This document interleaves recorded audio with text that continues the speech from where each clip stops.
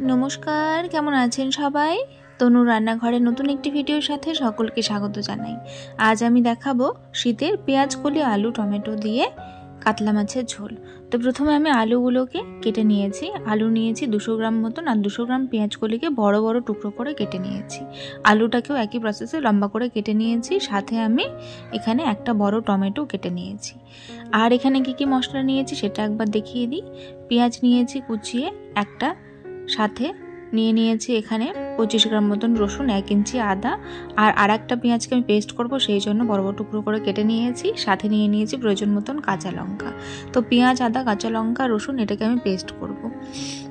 আর এখানে আমি নিয়ে নিয়েছি 6 পিস কাতলা মাছ। কাতলা মাছের টুকরোগুলো ভালো করে আমি ধুয়ে বেশ বড় করে কেটে পরিষ্কার করে রেখেছিলাম জল ঝরিয়ে। তো এটা নুন আর হলুদ দিয়ে ভালো করে আমি এটাকে ম্যারিনেট করে নিচ্ছি।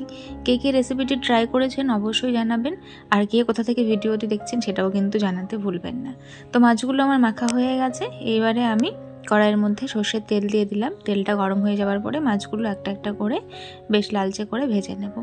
একদম বেশি কড়া করব না, কারণ কাতলা মাছ ঝোলের জন্য কিন্তু এত কড়া করে ভাজলে ভালো লাগে না। তো সবগুলো মাছ আমি উল্টে পাল্টে ভেজে নিই। তো যদি আজকের ভিডিওটি ভালো লেগে থাকে তাহলে প্লিজ চ্যানেলটিকে লাইক, শেয়ার, সাবস্ক্রাইব করে বেল নোটিফিকেশানটি অন করে রাখবেন। এতে করে আমার ভিডিও নোটিফিকেশান সবার আগে পেয়ে যাবেন। আর রেসিপিগুলো কেমন লাগছে অবশ্যই কিন্তু জানাতে ভুলবেন না। এরকম শীতের সময় কিন্তু এখন পেঁয়াজ কলি, নতুন আলু, শিম, টমেটো সব কিছুই কিন্তু অ্যাভেলেবেল হয়ে গেছে। আপনারা চাইলে এইরকম করে একদিন খেতে পারেন। ভীষণ সুন্দর লাগে। একদম হালকা পাতলা লাইট কিছু মশলার ওপর দিয়ে তরকারিটা বানানো হয়, তো একদম ভিন্ন রকম টেস্ট হয়। তো আপনারা কিন্তু এইভাবে করে খেতেই পারেন। তো সব মাছগুলো ভেজে নেওয়ার পরে আমি এখানে 1 চামচ দিয়ে দিলাম কালো জিরে।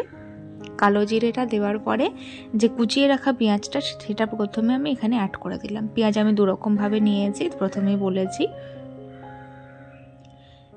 তো দেখুন পেঁয়াজটা যখন হালকা করে কালার ধরতে শুরু করবে সেই পর্যায়ে কিন্তু আমি এখানে আদা, রসুন আর কাঁচা লঙ্কা এই পেস্ট বানিয়ে নিয়েছি। তারপরে দিয়ে দিলাম 1 চামচ মতন হলুদ, 1 চামচ ধনে গুঁড়ো, 1 চামচ জিরে গুঁড়ো, আর সাথে দিয়ে দিলাম কালারের জন্য কাশ্মীরি লঙ্কার গুঁড়ো, যেহেতু আমি কাঁচা লঙ্কা ব্যবহার করেছি সেই জন্য।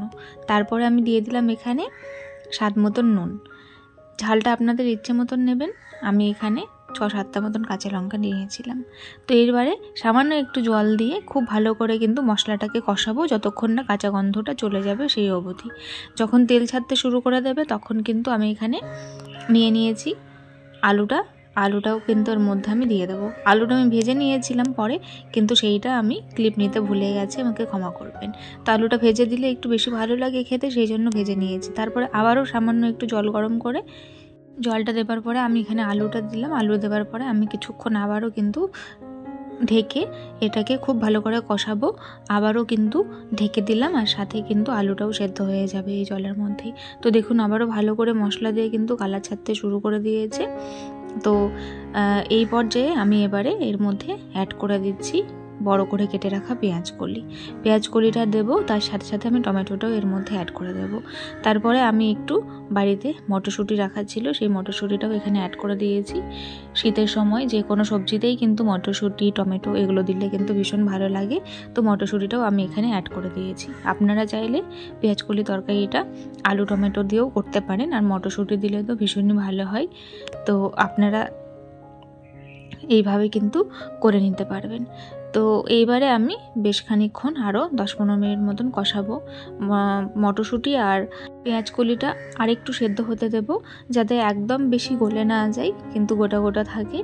আর পুরো এই সময় সুন্দর একটা স্মেল বেরোচ্ছিলো, যেহেতু পেঁয়াজ কলি দেওয়া আছে। তো ভালো করে কষিয়ে নিয়েছি। দেখুন কালারটা চেঞ্জ হয়ে গেছে। এই পর্যায়ে কিন্তু আমি এখানে প্রয়োজন মতন জল অ্যাড করে দেবো।